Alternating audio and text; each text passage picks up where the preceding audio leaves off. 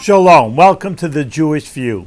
My name is Rabbi Nachman Simon with the Chabad House of Delmar, and we're going to talk, we've had it before, we're going to talk a little bit more about healthy body, mind, and spirit, where again, as we always are emphasizing, Judaism, of course, people say, well, that is a religion, and religion means you pray, or you do some rituals. But in Judaism, it's not only about quote-unquote religious acts, but it's a full person. It's a lifestyle. So it's not just holiday. Every religion has its holiday, but you keep kosher just for a Tuesday lunch, a regular old lunch. It's not a holiday. It's not a celebration. So we say it just encompasses your whole life. Well, besides that, and it's anyway super important, the idea of what your mind is like. Again, if you're depressed, not only will you not be able to function, you obviously won't be able to have anything in Judaism also. So even though you say, well, depression, that's psychology, that's not, you wouldn't say that under religion. So, but on the other hand, like we're saying, it's a whole person, and we really are whole persons. It's what you eat, it's what you think, and it's what you feel. It's not just, okay, Judaism is what you pray. So with that, and I think that's very important because, anyway, many people are looking for religion, just not only for the spiritual, if we may say that, but it may be for the psychology also. We always say there's friends, there's community, and it's just being satisfied in life, and that's very important too also. So we're going to read some excerpts from the Lubavitcher Rebbe, who was just a very great man, and again, even though, all right, well, he's a rabbi, he knows his Judaism, but many, many people found him to be an expert in many, many different fields. And surely in psychology, which deals with the mind and spirit, is, of course, he was an expert in that. So we're going to read things, and I'm just, from all my talking to people, of course, I know what troubles them, and I think this is a major, major situation that we're going to read about combating depression, that not only is it, I think it just bothers a lot of people, but it's a very big impediment to being a Jewish person. But like I say, even to be a person, you can't be depressed. So the Rebbe's giving his advice is again combating depression. You're right that you feel depressed as it seems to you that you have not succeeded in your studies to the extent that you expected. Even assuming that you are completely correct in your appraisal, this would still be no reason for feeling depressed. I put in always my side notes. Many, many students, people think, well, money is a big depressing factor, which of course it is, but people, I think, underestimate really how much pressure students have in studies. There's grades, there's placement, kids going to college or going to graduate school, tremendous, tremendous pressure on them. And I don't know if it's addressed that well, really, or people don't think, oh, yeah, isn't it nice? They're going to high school. Oh, yes, college is so wonderful. Maybe it is, but, if there's a lot of pressures and there's a good few people who can't take the pressure, to tell you the truth. For is it explained in many sources, especially the Tanya, which is the basic work of Chabad Hasidic philosophy, even in the case of spiritual failure, no Jew should feel depressed. For a feeling of depression and gloom is in itself one of the strategic weapons used by the Yetzer Hara, your evil inclination inside of your heart, in an effort to discourage a person from serving God with joy and electricity. And when the Yetzer Hara, again in Hebrew it means the evil inclination, succeeds in one thing, such as in discouraging you from studying as you write, it goes on to further things. Again, putting in my comments, that it really, once a person is depressed on one thing, it's very easy to say, well, that's no good, and this is no good, and that's no good, and one thing leads to another. Now, not are they only depressed about one thing, now they're depressed, the world, and the president, and there's war, and all of a sudden there's 20 things that they're down on, and it just then makes a person feel that much worse. The way to combat the Yetzer Hara, this evil inclination, is, as explained in Tanya, to call forth a redoubled effort on your part to overcome the feeling of depression, replacing it with a feeling of joy. You can accomplish this by recognizing that whatever one's past has been, it is still always possible to attach oneself to God through the study of the Torah and the observance of the mitzvos, the commandments. In the case of persistent distraction, the well-known illustration used in the Tanya is to imagine that a heathen is standing nearby, someone's bothering you, while one is in the midst of prayer and trying to distract one from concentrating on prayer and study. In such a case, one would certainly not blame himself for becoming distracted. Rather, one would redouble his efforts to concentrate on his prayer or study, completely ignoring the outside distractions. Thus, in the final analysis, it is up to a person to overcome his difficulties by his own efforts and determination. And we have already been assured that where there is a determined effort, success is certain. Moreover, it is quite possible in your case that you have truly underestimated your success, and your belief to the contrary, that you have not succeeded, is merely a result of a thought implanted in your mind by the Yetzer Hara, the evil inclination, in order to succeed in making you feel glum and downhearted. It is very important.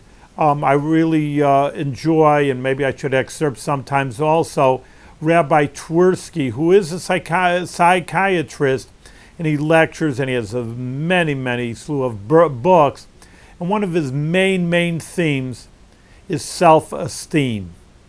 And, I read him, I enjoy him, and I hold by him. So that's why I'm bringing you also here. I think we can connect it, that many people do succeed in many things and say, well, I'm still no good. Well, you're doing a lot of good things. What do you mean you're no good? And, of course, the Rebbe is addressing, of course, maybe a person did fail. So if you failed, all right, keep moving. So, all right, you failed once, just keep on rolling, as I always tell people, keep it rolling, and things will get better. But sometimes it happens that people are self-evaluating themselves totally wrongly, and they really should not only that they are successful, but why are you saying you failed? So therefore, that really has to be overcome. That's really a problem, because you can't say keep going and be successful. They are already successful. But the idea is just that that's really, and this is interesting because this Dr. Twersky is held in high esteem. I'm talking about even the medical world, even though he's a rabbi, he's a doctor, psychiatrist, held in highest esteem in the psychiatric world, in the professional world. And his conclusion is, where does lack of self-esteem come from? This is medical know-how. He said, just like what we were using here also, the Yetzer Hara, the evil inclination. It doesn't sound like too medical of a term, but on the other hand, that's really what it is. Well, why should a person who's successful think that they're a failure? It's just the evil inside of them just trying to trick them and saying, you're really no good, you're not worth it.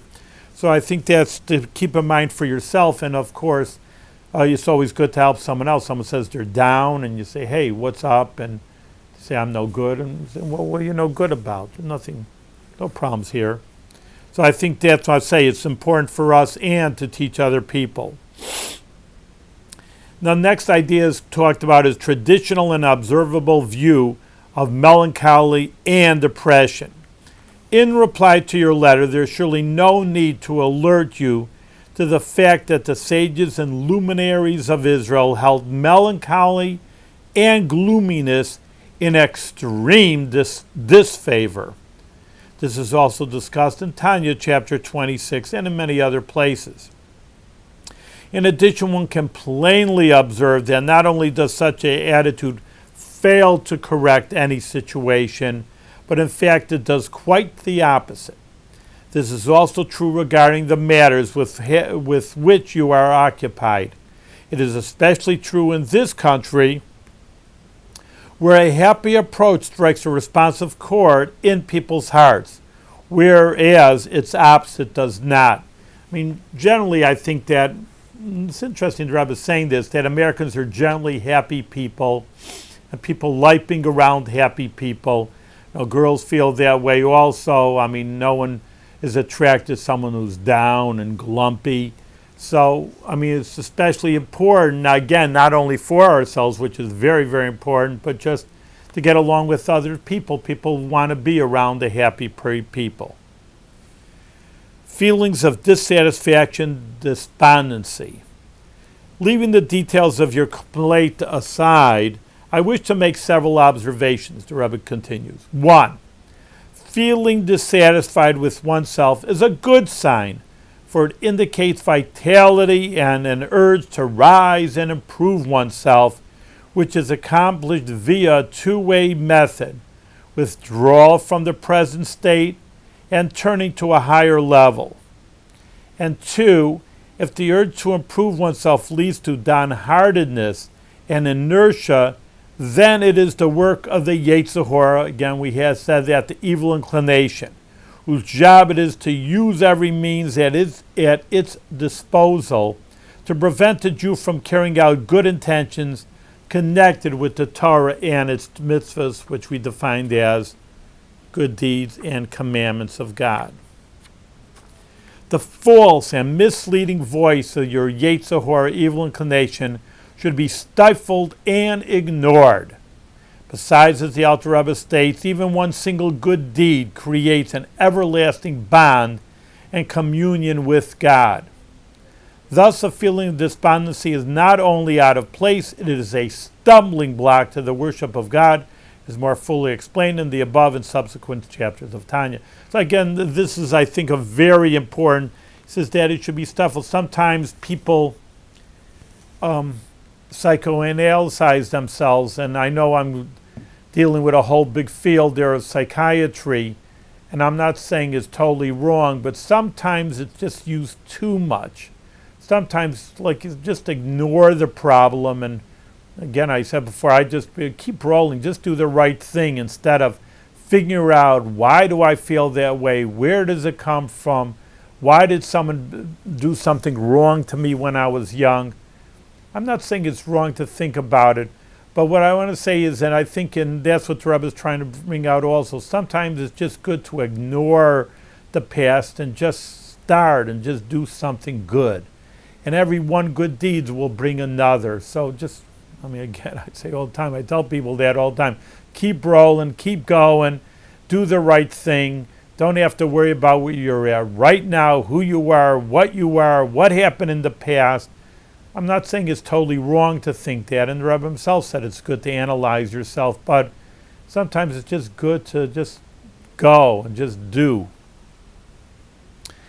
Bitterness and melancholy stemming from, quote-unquote, the other side. Other side is just a nickname for evil. There's either holy, it's the good side, or the other side. Your letter just reached me. No doubt you have long since received the booklet and the talk together with my letter, and at auspicious times I mention your name and your wife's name to the holy resting place of my revered father-in-law with reference to your needs. As I wrote you long ago, I have one thing to say. I do not understand your bitterness and melancholy at all, since, quote, even the caretaker of a well is appointed in heaven. Everything is important. Again, maybe I didn't emphasize this in the last talk of the letter of the Rebbe, was just that he says even one single good deed, and I think that should be emphasized, that is very, very important. And I really don't think people, again, it's the evil inclination. People say, it's one thing, what does it make a difference? I always say that even with charity, but it really goes together with everything. Oh, if I had $1 million, you don't know what I would do, Rabbi. But I don't have it, so that's it, period. Wait a minute, you have something, do something good. So again, that's really, I think, an issue also that people have problems with, is just do one good thing. So it's not the biggest thing in the world, but it's one good thing, and one good thing leads to another. It'll make you happier also. So the Rebbe's bringing it out. It's an interesting, because it is a Talmudic idea that everything is appointed from God. So everything good is very important. It's certainly obvious that the rabbi of a Jewish community should be aware of the responsibility that rests upon him. It is even more obvious that if notions such as those of which you write bring you to bitterness and melancholy, they certainly stem from the other side, which is just another name for the opposite of holiness. Or to borrow the phrase of my revered father-in-law, that smart little guy, meaning like the evil inclination, he knows how to trip you up. According every time and every moment that you think such thoughts, these thoughts emanate from the chamber of evil. And concerning a thought of this kind, it is written that, quote, as soon as it arises there to one's mind, one thrusts it aside with both hands and averts his mind from it and refuses to accept it. So again, that's what I'm saying. Just put thoughts and don't analyze them. Just ignore them. Put these ideas that, oh, you're no good and you're a failure. Put it out of your head. Now this is speaking of every man, for the rank of Beni, even the average person, is one that is attainable by every man, and every man should strive for it. This is not contradicted by the statement in the Tanya that the Beinoni, which now's really not the time to get into it because it's a long discussion, but the average person has never committed any transgression. Where in chapter 14 it states that every person can at any time or hour be a Beinoni. Well, how can you always, if you never did anything wrong, how could at any hour be a Beinoni? The meaning of the former statement is that the Beinoni, the average person's present spiritual state, is such that transgressing has no place in his life, neither in the future nor in the past. And the Rebbe himself says this will suffice for now. I mean, it's really a longer idea, but right now you're good, and that's the main thing. From all the above, it will be clear that I am not at all comfortable to read in your letter that you are seeking a different position. You should remain in your present post and trust firmly that God will lead you in the path of truth and bless your holy work with success. If doubts about this enter your mind, this does not indicate a doubt in your ability, but a weakness in your trust. Very interesting. Think about that. What's wrong with you, it's not what's really what you think is wrong with you, is that you don't have enough trust. The remedy for this is to study, and these are holy books. He says the gate of trust. And more broadly, to be bound to the tree of life, to study Chassidus, and to participate frequently in classic Farbrengens and get-togethers with genuine Chassidic joy, to be happy and to make others happy.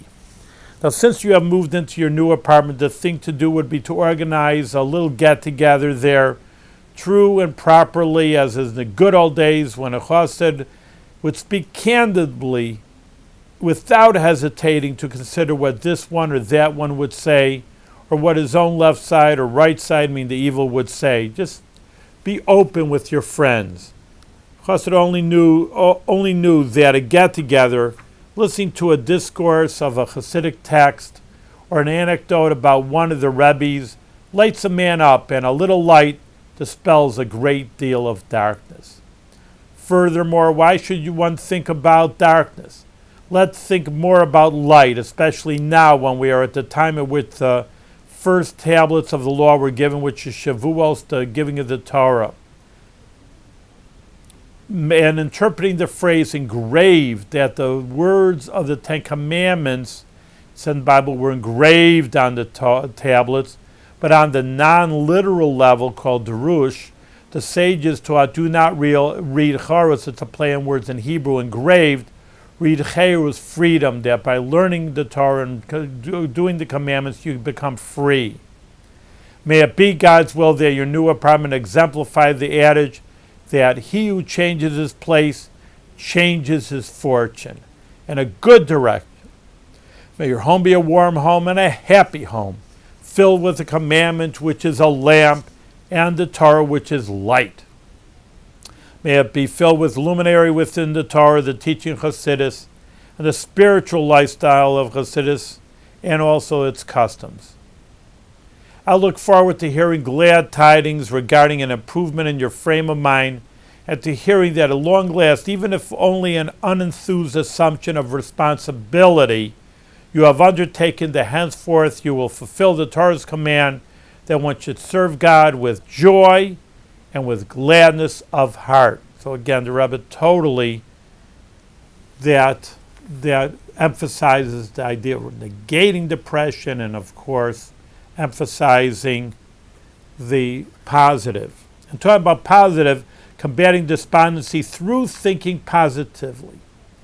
I'm astounded by the fact that time and again a theme is accentuated, but when it comes to actualizing it, each and every individual tends to think that the point was made regarding someone else, not himself. The aphorism and directive of our Rebbes, our teachers, think positively and you will see positive results. The intent of which is that as positive thoughts will actually bring about good results, has been cited in numerous places. Yet contrary to this, you concoct entirely opposite types of thoughts. And notwithstanding the fact that we find ourselves in the month of Adar, it's a happy month, which Purim is in March, at which time we are commanded to increase our joy, we wallow in despondency. I conclude with the words uttered by the special Rebbes, our leaders. Think positively and you will see positive results clearly and conspicuously. Again, that was just very direct. The Rebbe wrote to somebody that a person has to be very, very positive in their thinking, and then, lo and behold, things will be better. Negative aspects of sadness, depression, despondency. The negative aspects of all forms of sadness, depression, despondency are explained in many places of Chassidus with the Tanya. It is also clear from experience that these attitudes belong to the bag of tricks used by, and using a lot, the Yetzer Hara, the evil inclination, in order to distract you from serving God. To achieve this end, the Yetzer Hara sometimes even clothes itself in a mantle of piety. On the other hand, we have been assured that he who is determined to purify himself receives divine help. The road to purity and holiness, however, is one that should be trodden step by step and by gradual and steady advancement. That's also very important. People say, oh, I worked on it a day or a week. It's got to be a little bit every single day. Most definitely do not be heartbroken. I received your telegram and letter about your safe return, and I was happy that, thank God, your journey went well, and upon your return you found everything in order. However, it pained me how evident it was to see from your letter that you are broken-hearted about the state of your husband's health as well as your own, a heartbrokenness that is entirely out of place. Surely I need not explain at length that the phrase, the offering desirable to God is a broken spirit, does not refer to being broken-spirited and surely not broken-hearted, something that is detrimental, God forbid, to one's health and has deleterious effect on one's nerves. Moreover, brokenheartedness leads to viewing matters in a much more pessimistic and grim light than the way the matters truly are. This is very, very important. Again, because I counsel so many people, and I just think when I go through these letters that people should just read that, and here's the answer. You have the answer clear. Don't worry. Don't be depressed. Like I say, keep rolling to people and just think positively. A shot in the arm against despondency. Hypodermic needle draws blood for the purpose of diagnosis and treatment.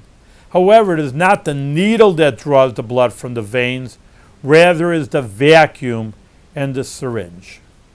The lesson of the value of a vacuum can be extremely relevant to a person who considers himself vacant, which means kind of unworthy to be successful in godly service. An empty vessel can absorb with greater intensity than one that is full. Rebbe is always learning from something. A vacuum pulls. So too can the person who is aware of his own inadequacy be more strongly motivated to study and do positive things. So the Rebbe, you see, is turning something totally around that he says if you feel vacant and vacuum, then maybe that's a major, better reason to motivate yourself to do what's right.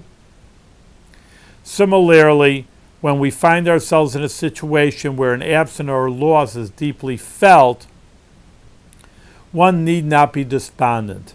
We can rather use the emptiness itself as an impetus for even greater achievement. Well, I think we read many, many letters from the Rebbe right now telling about, you see how many people are bothered by it, but I could almost attest to it myself because, like I say, I counsel so many people. And it's really, as I would think, one of the more major problems today. It's interesting. I mean, you'd say 100 years ago, I don't have money and I have problems and one way or the other. And I don't know if that's such a, I mean, I'm not saying everybody has money. Of course, there are these problems, but I just think, I see people and they have money and they have position and, I'm not successful, I'm not good enough, I don't have enough. It's very interesting. I'm looking at them and you're saying, well, what's wrong with you? You are successful in my eyes, and I think in any normal person's eyes. And again, that these ideas have to be eradicated from their mind or just an impediment to doing the right thing. And it's a shame because people have so many tools, they're intelligent, they're successful, and they can do so many great things with their lives. And the problem comes from within, not from without, in many, many times. So in any case, I just hope you enjoy and I think learned healthy in mind, body, and spirit. There are excerpts from letters from the Lubavitcher Rebbe. And like I say, it's not only about quote-unquote religion and Judaism, but it's all the whole person. It's very important for a person to recognize, to be happy, don't depress. It says one fast idea to conclude the show, that it says there's the commandment, the biggest commandment is not a commandment, the biggest sin is not a sin. Well, what does that riddle mean?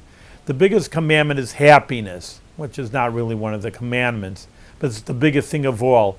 And the worst thing, which is really not a true sin, depression, don't say don't be depressed, on the other hand, is the worst thing of all, because happiness will motivate you to do anything, and depression will take you away from doing whatever you want to do. So I hope you enjoyed it and have a good evening.